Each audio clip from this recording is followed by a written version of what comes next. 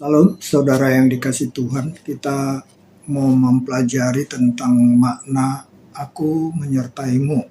Itu kita bisa lihat dari Matius 28 ayat 19 sampai 20. Ini merupakan amanat agung. Di sana dikatakan, karena itu pergilah, jadikanlah semua bangsa muridku dan baptislah mereka dalam nama Bapa dan Anak dan Roh Kudus. Ayat 20, dan ajarlah mereka melakukan segala sesuatu yang telah kuperintahkan kepadamu, dan ketahuilah aku menyertai kamu senantiasa sampai kepada akhir zaman. Ada perintah Tuhan untuk memberitakan firman-Nya, dan Tuhan berjanji Dia akan menyertai sampai kepada akhir zaman. Kalau Tuhan sudah menyertai, berarti Dia melindungi, menjaga, memberi kekuatan, memberi kesehatan. Itu yang maknanya. Dan bagian Tuhan itu yang kita tidak bisa lakukan, karena itu adalah bagian daripada kuasanya, perlindungannya, bagian daripada pertolongannya kepada semua para muridnya, para hambanya yang pergi memberitakan firman-Nya. Jadi di sini ada menyertai. Kata menyertai ini adalah merupakan kata yang harus kita renungkan, karena ada orang beranggapan bahwa perlu mengundang malaikat Tuhan di dalam penyertaan ini. Keliru saudara, karena malaikat Tuhan itu otomatis Tuhan akan utuskan kepada kita untuk melindungi kita dari serangan-serangan malaikat-malaikat iblis. Kita bisa perhatikan dari Mazmur 91 ayat 9 sampai 10. Sebab Tuhan ialah tempat perlindunganmu, yang Maha Tinggi telah kau buat tempat pertuduhanmu. Pala petaka tidak akan menimpa kamu, dan tulah tidak akan mendekat kepadamu. Ayat 11 saya tambahkan, sebab malaikat-malaikatnya akan diperintahkan kepadamu untuk menjaga engkau di segala jalanmu. Jadi bagian dari Tuhan itu adalah memerintahkan kepada kita, kepada malaikat-malaikatnya untuk menyertai kita, menjaga kita di segala jalan. Di segala jalan, di dalam segala pelayanan, dalam segala pekerjaan melayani Tuhan. Itu yang terjadi kepada Ayub, di mana iblis tidak bisa mengganggunya karena Tuhan membuat pagar di sekelilingnya. Pagar itu bukan pagar secara jasmani saudara, karena iblis itu adalah roh ya, jadi dia tidak dibatasi oleh benda mati, dibatasi oleh besi atau sesuatu senjata lainnya.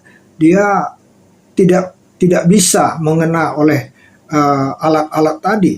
Dia bisa bebas keluar masuk. Tapi yang menjadi pagar yang dimaksud oleh Tuhan adalah malaikat-malaikat Tuhan yang mengawalnya. Begitu malaikat-malaikat Tuhan itu tidak lagi menjaganya, maka terjadilah anak-anaknya mati, hartanya habis. Itu yang terjadi. Dan dia kena bara busuk di sekujur tubuhnya, dari ujung kepala sampai kakinya.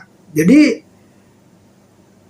malaikat Tuhan itu diutus oleh Tuhan untuk menyertai, melindungi kita.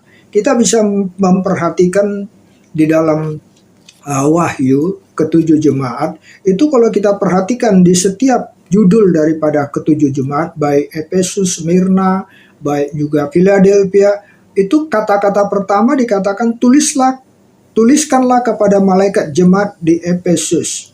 Ada malaikat yang melindungi, menjagai para jemaat itu masing-masing. Jadi sudah Tuhan yang mengutus.